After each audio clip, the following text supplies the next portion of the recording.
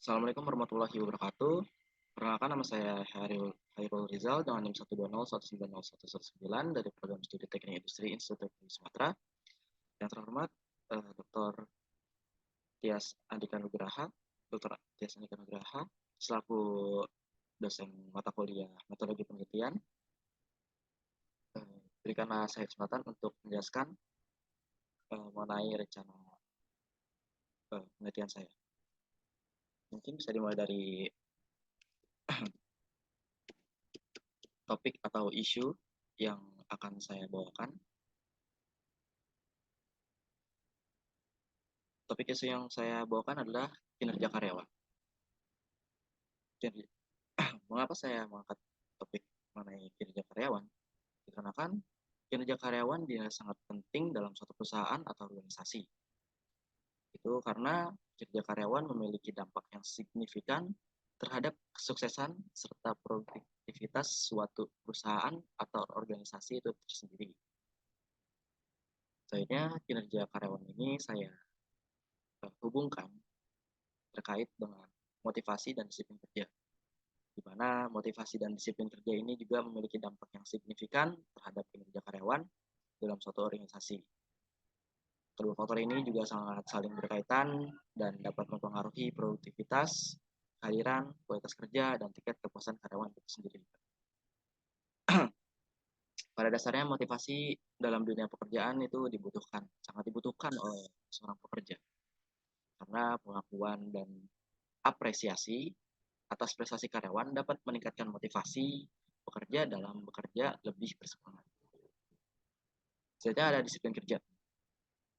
Disiplin kerja dengan cara memantau kinerja dan mengambil tindakan tegas terhadap pelanggaran disiplin kerja, itu dapat mendukung lingkungan kerja yang disiplin, sehingga perusahaan dapat mencapai target organisasinya dengan baik. Maka dari itu, tujuan penelitian saya ini bertujuan untuk mengetahui apakah ada pengaruh motivasi dan disiplin kerja terhadap kerja karyawan.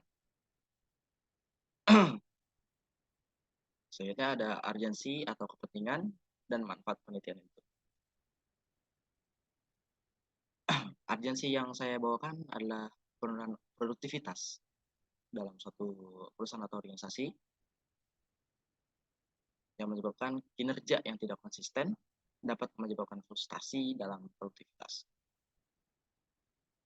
Ketika karyawan tidak selalu memberikan usaha maksimal mereka, produktivitas cenderung mengalami penurunan yang dapat mengakibatkan pada tidak tercapainya target suatu organisasi atau suatu perusahaan. Tentunya ada kurangnya inovasi dan pengembangan. Ketika pekerja atau karyawan tidak konsisten dalam kinerja mereka mungkin disebabkan oleh kurangnya motivasi untuk berpartisipasi dan inovasi atau pengembangan produk atau suatu proses yang baru di perusahaan tersebut. Selanjutnya ada urgensi tingkat kepuasan kerja yang rendah. Karyawan yang mengalami fluktuasi kinerja mungkin merasa frustasi atau tidak puas dengan kerja mereka, yang dapat berdampak pada moral dan job desk pekerja itu sendiri. Maka dari itu, penelitian kali ini dapat menimbulkan manfaat pada suatu organisasi dan perusahaan yang lainnya, yaitu untuk membantu suatu perusahaan terhadap hubungan antara motivasi, disiplin kerja terhadap kinerja karyawan yang lebih baik. Ini juga bisa memberikan wawasan tentang faktor-faktor yang mempengaruhi kinerja karyawan. Selanjutnya pada penelitian ini terdapat populasi, sampel, dan sumber data penelitian. Pada dasarnya populasi adalah kelompok yang ingin dikenali atau digeneralisasi dalam penelitian ini. Pada penelitian ini, populasi tersebut adalah pekerja di suatu perusahaan manufaktur pada departemen tertentu. Sampel dipilih secara acak atau random sampling dan metode lain. Sumber data yang didapat adalah dari tempat atau cara di mana saya atau peneliti mengumpulkan informasi atau data yang diperlukan untuk penelitian. Sumber data juga dapat berupa dokumen, survei, wawancara, observasi, dan di mana pada penelitian ini menggunakan survei kuesioner yang disebar pada seluruh pekerja tersebut dan juga dengan melakukan wawancara langsung dengan pekerja tersebut.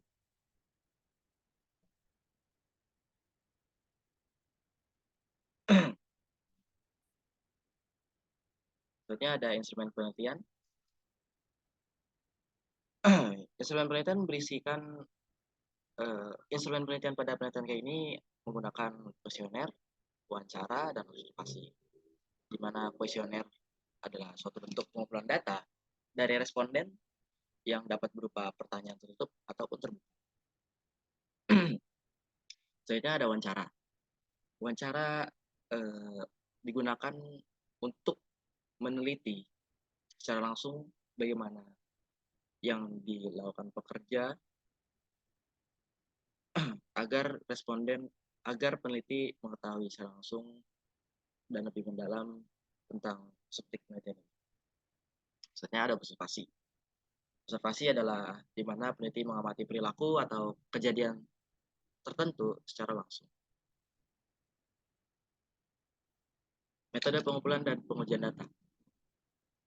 Metode pengumpulan data yang dilakukan oleh peneliti pada penelitian kali ini adalah dengan kuesioner dan wawancara dengan populasi dan sampel pada lokasi penelitian. Selanjutnya ada pengujian data. Setelah mendapatkan data-data yang dibutuhkan, selanjutnya masuk ke pengujian data. Ada pengujian data yang pada kali ini yang rencana yang masih saya akan lakukan ada dengan pengujian data menggunakan penelitian pengujian validitas, reliabilitas, dan uji normalitas. Di mana peneliti juga akan mempelajari lebih tentang pengujian data yang mungkin akan dijelaskan secara lebih lanjut di pertemuan ke depan. Uji validitas ini digunakan untuk mengukur sah atau valid tidaknya suatu kuesioner. Uji reliabilitas adalah bentuk mengukur suatu kuesioner yang merupakan indikator atau variabel. Dan uji normalitas bertujuan untuk menguji apakah dalam model regresi, variabel dependen dan independen memiliki distribusi normal atau tidak. Selanjutnya ada metode dan alur tahapan pengolahan data. Metode pengolahan data diawali dengan entry data, di mana data yang telah dikumpulkan dari berbagai sumber, seperti survei, wawancara, observasi, dan lain-lain, dimasukkan ke dalam format yang dapat diolah, seperti Microsoft Excel, spreadsheet, dan lain. Selanjutnya, pemeriksaan data. Tahap ini melibatkan identifikasi atau korelasi kesalahan atau anomali dalam data, masuk data yang hilang, duplikat, atau tidak sesuai. Selanjutnya ada transformasi data. Terkadang, data perlu diubah atau diolah untuk membuat lebih cocok untuk dianalisis. Selanjutnya, setelah ditransformasi data, selanjutnya data dianalisis. Analisis data ada tahapan penting karena ini menerapkan metode statistik atau analisis lainnya untuk menjawab pertanyaan penelitian. Pada analisis data ini menggunakan